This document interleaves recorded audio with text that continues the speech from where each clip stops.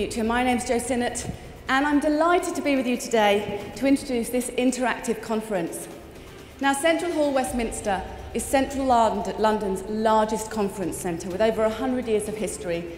It's seen the likes of the Vice President of Google and the CEO of Instagram standing on this very stage, which kind of brings us up to date, and that's what today's conference is all about. We're going to be looking at cutting-edge, brand spanking new technology and finding out how that technology is going to affect the events industry. Now, feel free to get your mobile phones out and play around as this conference goes on. So if you thought the digital revolution was a big deal, if you thought that was important, well, yes, it was. But I have to tell you, it was the cocktail sausage before dinner. The digital revolution was not invented by people who should have invented it. PayPal wasn't invented by a bank. Amazon wasn't invented by a bookshop. Spotify wasn't invented by the record industry. Skype was invented by two guys in a flat in Tallinn, Estonia. So who are the people who might have the culture to take us into this new world? Who are the people that might be sponsoring the big conferences and the big events that you will be putting on later? Bad news for events companies is that a lot of the big people who are currently sponsoring events might not be here in a few years' time. Okay? Now that's also an opportunity, of course, because you can start to create events that speak to those challenges and also start to look at the people who are going to replace them. You can help create spaces where we can have this conversation in all sorts of industries, and if you can get your delegates to think more boldly, more humanely, more compassionately, more sustainably, then you will do something very important in moving the world forward, and perhaps we can all make the future more brilliantly together.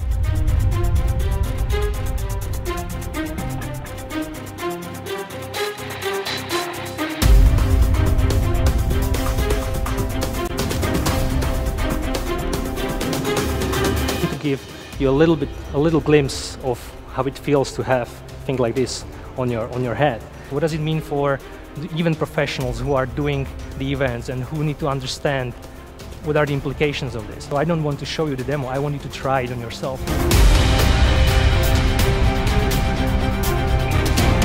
Three key trends in event technology, and you'll no doubt be hearing a lot more about today. Now, Eventbase made the highly sophisticated app that we're using today here at Meet the Future. You were also involved in one of the largest events on earth, the Olympic Games, yes? Yes, we did the app for London 2012 a couple of years ago. We just finished working with Sochi. Oh, I know you're going to be talking a lot about iBeacons, and I'm led to believe this is the first time anyone in the UK has heard and seen this technology demonstrated, is that right? Hard to say, but I think we're very, very early on. We're probably one of the first in the UK, but we'll go into that a little bit later on when we talk about the use cases of what mobile event apps can do.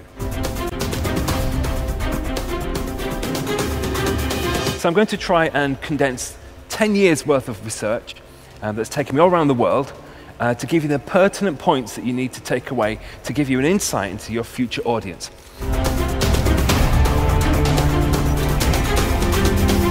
I'm just going to go really quickly to Slido and check out one or two questions before closing up. I've had a request to touch the hologram, please.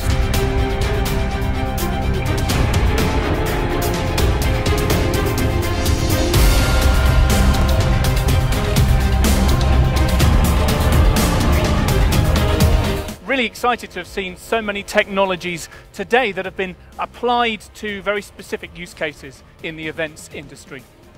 Just by taking some of these ideas about bringing different technologies together, there's a whole load of potential. I can't wait to try out something like the Durovis Dive or whatever at an event, one of your events, very soon. Leaves me time to say goodbye, really. It's been a pleasure hosting this event. I have got so much out of it.